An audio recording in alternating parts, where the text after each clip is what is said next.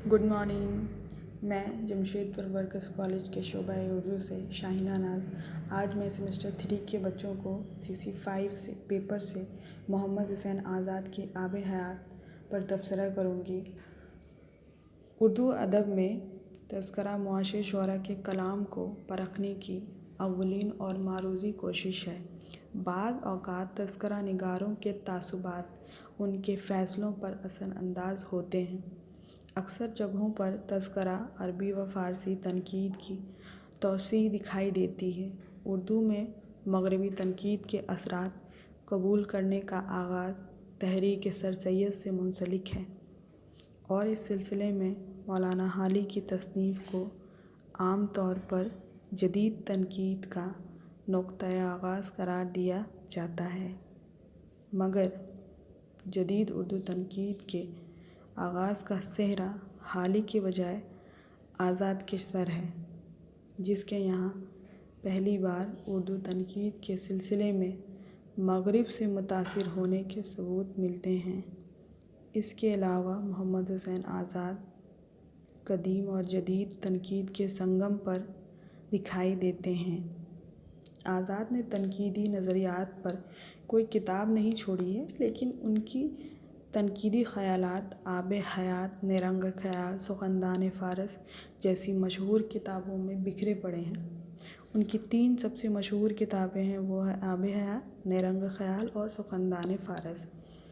मौलाना मोहम्मद हुसैन आज़ाद की किताब आब हयात का शुमार उर्दू की चंद बुनियादी किताबों में होता है, जो फ़िक्र व नज़र की वाज़ह तब्दीली, नए तनकीदी रुझानात और एक अदबी हैसियत रखती है।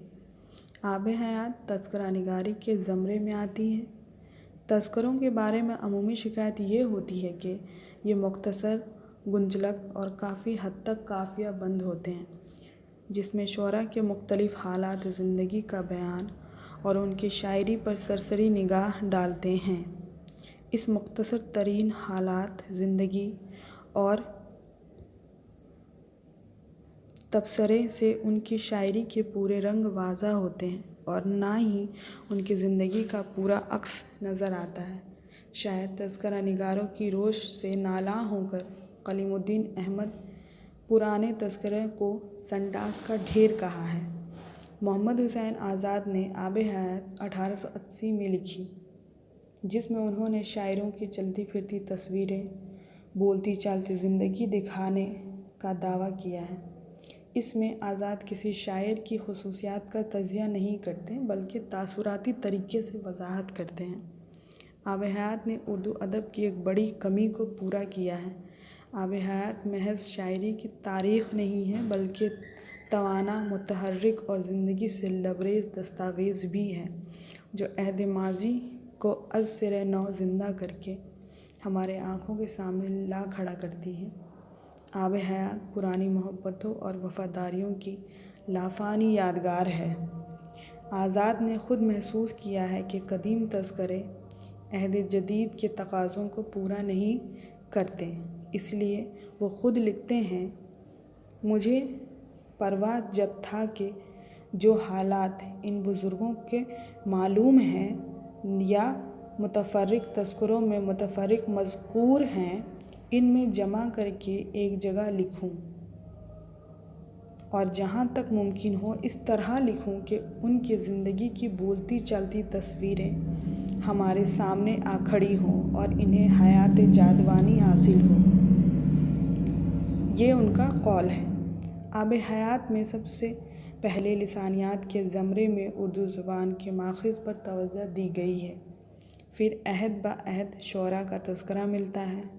आज़ाद ने ज़बान के सिलसिले में जिन नज़रियात का एतबार किया है, वो भी कम अहमियत की हामिल नहीं है। इनका ख़याल है कि उर्दू ज़बान ब्रिज भाषा से निकली है। ब्रिज भाषा पर फ़ारसी से असर लिया और ये ज़ुबान वजूद में आई।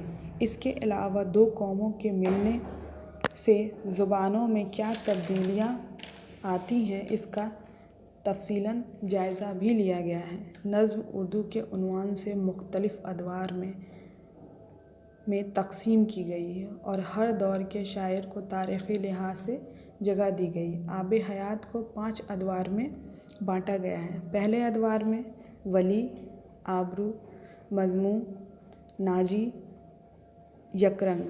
دوسرے ادوار میں شاہ حاتم خان آرزو اور فغاں ہیں۔ تیسرے دور میں مرزا مظہر جانی جانان، طابع، سودا، درد، میر سوز اور میر تقی میر ہیں۔ چوتھے دور میں جرات، سید انشا، نصیر، ذوق اور غالب ہیں۔ پانچویں دور میں ناسخ، آتش، ذوق، غالب، مومن، دبیر اور انیس ہیں۔ اس طرح سے یہ پانچیں دور، اس طرح سے انہوں نے پانچ دور میں اسے تقسیم کیا ہے اور ہر شاعر کو 5 دور میں ڈالا ہے۔ اس کتاب کی انفرادی خصوصیات یہ ہے کہ اس میں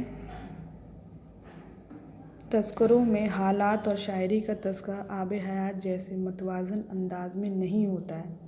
اس کتاب میں افسانویت، ادبیات اور تاثراتی نثر ہیں۔ انشا پردازی میں یہ کتاب اردو ادب میں لازوال حیثیت کی حامل ہے۔